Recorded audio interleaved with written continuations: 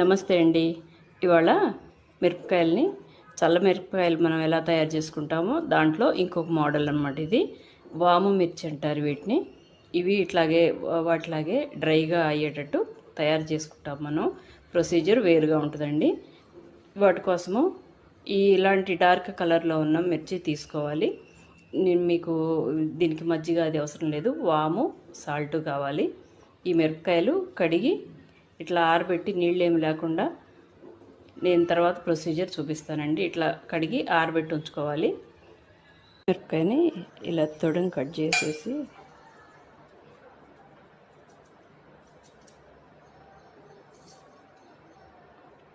ఇలా చీల్చి అన్నీ ఉంచుకోవాలి. మొత్తం అన్నీ ఇలా వచ్చేసి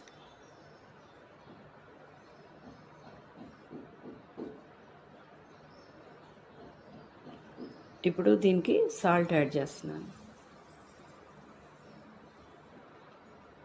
కేజీ మిర్చికి 200 గ్రాముల సాల్ట్.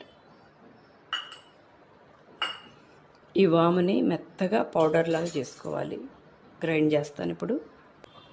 ఇలా ఫైన్గా గ్రైండ్ చేసుకొని దీంట్లో యాడ్ చేయాలి.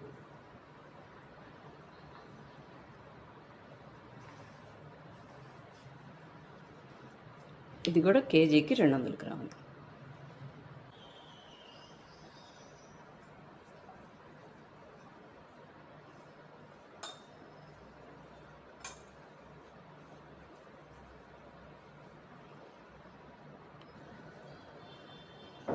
ఇలా కలిపిన తర్వాత మూత పెట్టేసి మామూలుగా ఇంట్లోనే నానబెట్టి అట్లా ఉంచాలి. ఎండలో అవసరం లేదు.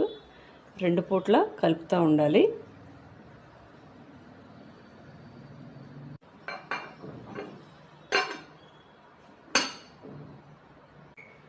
ఒక 24 అవర్స్ తర్వాత చెక్ చేద్దాము ఎట్లా ఉన్నాయో.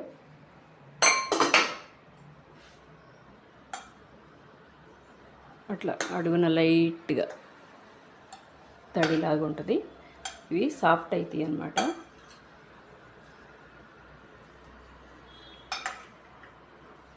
ఇట్లా కలపాలి. 24 అవర్స్ తర్వాత 2 పూట్ల ఒక 12 గంటలకు ఒకసారి చొప్పున కలపాలన్నమాట. ఇప్పుడు ఇట్లా మళ్ళీ కలిపేసి మూత పెట్టేసి ఉంచేయాలి. మళ్ళీ 12 గంటల తర్వాత చెక్ చేసి కలుపుతాం.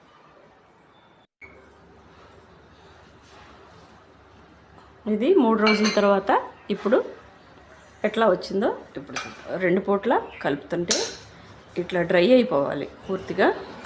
ఇవి కూడా సాఫ్ట్ అయినాయి మిరపకాయలు. సాఫ్ట్ కాకపోతే ఏంటంటే పచ్చిగా ఉండి బాగా మంట తెలుస్తుంది అన్నమాట. ఇట్లా కలుపుతుంటేనే అడుగు నుంచి ఇట్లా మీకు మొత్తం అన్నిటికీ ఈవెన్గా పట్టుద్ది అన్నమాట. ఇప్పుడు దీన్ని ఎండలో పెట్టాలండి.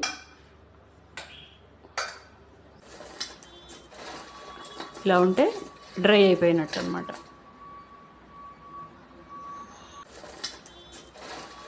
ఇలా ఉంటే డ్రై అయిపోయినట్టు అన్నమాట.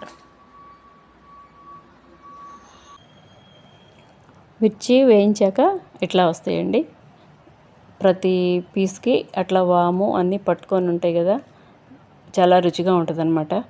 మీకు ఈ రెసిపీ నచ్చినట్టయితే మీరు కూడా ఇంట్లో ట్రై చేసి చూడండి. దీనికి ఎక్కువగా ఎండ అవసరం ఉండదండి. థ్యాంక్స్ ఫర్ వాచింగ్ అండి.